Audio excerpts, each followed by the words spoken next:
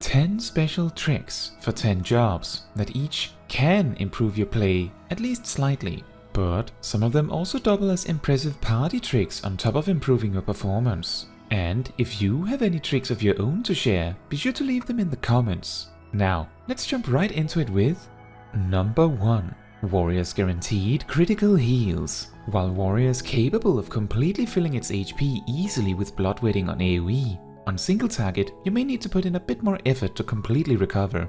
To help with that, attacks that are inherently guaranteed to critical hit will always critically heal you as well if bloodletting is active. Remember, critical heals heal for at least 40% more and even more with more gear.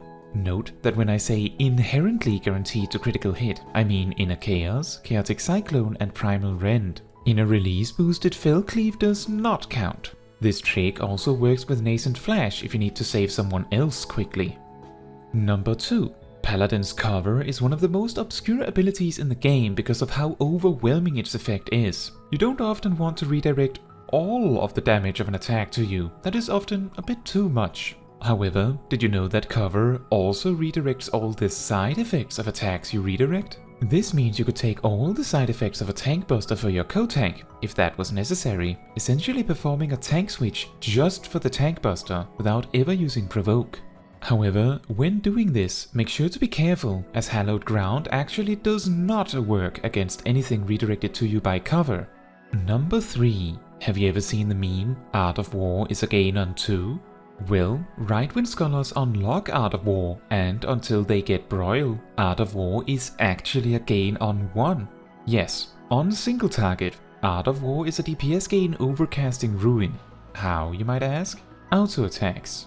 Scholars and Summoners actually smack quite hard with their auto attacks for a caster. And as Art of War deals the same damage as Ruin 1 when you unlock it, the fact that Art of War is instant and Ruin isn't means that spamming Art of War and smacking enemies with your book is free damage. And of course, it is only fitting that a job like Scholar would have such a number-specific, nerdy optimization trick up their sleeve. Naturally, auto-attacking while spamming Art of War is also a DPS gain at max level, but notably not on single target, fortunately. Number 4. When a fight is drawing to a close, a lot of jobs have little choice and simply have to continue their rotation as is. However, the Dragoon is among the jobs that can pull out a little extra. One of the benefits of making sure Geistgogul and Jump are cast 1 GCD apart is that when there is less than a minute left of a fight, you can flip their order, allowing you to get an extra life of the Dragon window back to back with the previous one that you normally would have missed out on. Depending on how close to ending the fight is when you do this trick, you could gain anywhere between 980 potency of damage all the way to 1700 potency, which you otherwise wouldn't have gotten. It is a very simple trick, and if you want the slightly more detailed version of this trick, I have a somewhat short video dedicated to specifically explaining this. Find it in the iCards or in the description. Number 5. Another job that has a battle finisher trick is Monk, although this one is a lot easier to perform, but instead puts a lot of weight on your ability to know when exactly the fight is ending. As is commonly known, Dragon Kick is your strongest basic GCD, and it is in fact strong enough that a rotation that, in comedic fashion, spams it is almost a viable contending rotation. The logic is that Demolish, Snap Punch and True Strike and even Boot Shine without Leaden Fist and correct form are all inferior to Dragon Kick if the fight is ending in like 5 seconds. The only regular GCD option you have access to that actually outperforms Dragon Kick is Six-Sided Star, but that one takes 2 GCDs, making it weaker. But what if there won't be a second GCD for you to miss out on? The trick is to use Dragon Kick 1, 2 or in very specific circumstances 3 times followed by finishing the fight with Six-Sided Star, depending on how close to the finish you realize that it is about to end. Obviously, in most situations, this is just about sneaking in extra damage to make your performance slightly better, but in the cases where you are seconds from losing to an Enrage, you will be happy that you knew this trick to sneak in just a little bit more damage right at the very end. Number 6. Have I ever told you about the Devotion Dance? This is a very cheesy trick for summoners to cheat in a bit of extra defense, should they need it. Final Fantasy XIV's pet logic is somewhat simple. It is like a priority list, and place commands just so happen to take priority over everything else, and, well, at least Carbuncle cannot cast while running. If you order your pet to run around repeatedly, and then order Radiant Aegis, and continue to order your pet to run around, your order puts the ability on cooldown, but Carbuncle will cast the ability whenever they get around to it. Meaning that if you can keep Carbuncle occupied with athletic exercises, you can have the shield applied to you up to 29 seconds after you ordered it. Why 29 seconds? It turns out that the priority list has a memory of around 29 or 30 seconds, and if you occupy your pet with other stuff for longer than this, they will simply forget the order entirely. The reason I call this the Devotion Dance is because the trick originated from a really weird optimization trick from Stormblood and Shadowbringers involving the predecessor to Searing Light, which was cast by the pet itself. By the way, did you know that Searing Light was also originally cast by your pet? This was changed very early in Endwalker though. I talk a lot more about the history of the summoner in this video, also linked in the iCards and description.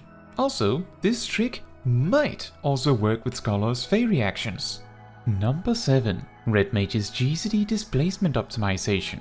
Imagine if you could just cast an extra GCD twice every 30 seconds. In terms of the average raw potency of Red Mage's Flash and Contra Sixt, this is not that far off. A key problem with using Flash and Contra Sixt, however, is that because of Red Mage's dual casting mechanic, they only really have space to weave these abilities every 5 seconds. This means if you do something that takes an odd amount of GCDs to do, or perhaps even have an unusually high amount of spell speed, Flash and Contra Sixt may find themselves out of the window where you can weave them, causing them to be delayed by up to a whole GCD. That doesn't sound like much, but over the course of a fight, this can cost you a lot of damage. Red Mages have 2 ways to go about dealing with this. The first one is to simply use a melee combo to overlap with the timing of Flash and Contra Sixt, as this gives you around 12.5 seconds where you are able to weave abilities very easily. The other option, GCD Displacement, is to make clever use of acceleration and swift cast to sort of move your dual casts 1 GCD off if Flash and Contra Sixt is out of sync. It's relatively straightforward, and a key part of optimizing Red Mage is to learn to do this intuitively. Number 8. A simple trick to quickly max out your Adderstings as a Sage. While Eucration Prognosis grants you 1 Addersting if the shield breaks on yourself, applying Eucration Diagnosis to as many players as you can leading into a fight or during an intermission with nothing to attack can both block more damage for your team than Eucration Prognosis, but also gives you an Addersting per shield broken. Many boss fights in Endwalker lead with the first mechanic being a raid-wide attack, making this trick extremely consistent too. Number 9. Machinist's Flamethrower is a bit of an awkward action to get value out of. It hardly does more damage than your other AoE attacks, and its range is also inconveniently short. However, a key feature unique to Flamethrower is that it does damage every second. If you are in a boss fight where the boss becomes untargetable or unattackable for a while, you can use Flamethrower to sometimes gain a bit of damage. When the boss is about to reappear or become attackable again, walk up to the boss and channel Flamethrower. If timed just right, Flamethrower will do 1 tick of damage, 80 potency, immediately, and this is essentially free damage. It's not much, it's not consistent, but it's more than nothing. Number 10. You may have heard of the ridiculous Infinite Paradox Black Mage rotation, which actually is sort of viable under certain circumstances, mainly related to absurd amounts of movement. While the rotation itself may be a bit too involved to deploy at a moment's notice should you need a bunch of mobility suddenly, here is a trick that relates to the Infinite Paradox, which is a lot more regularly usable. Did you know that Paradox enables itself even if you switch with Transpose, as long as you fulfill the prerequisites? This means that if you are in Astral Fire 3 and use Transpose, you will switch to Umbral Ice 1 and get access to Paradox, which is instant while in Umbral Ice. With the help of either Firestarter, Swiftcast or Triplecast, you can even chain this trick repeatedly, although the more spell speed you have, the worse it gets. Instant cast Fire 3 and immediately Transpose again, allowing you to use Paradox, and then, if necessary, you could literally instant cast Fire 3 again, and then Transpose once it is available again, and Paradox again. This you can do as long as you can instant cast Fire 3, and this is entirely mobile.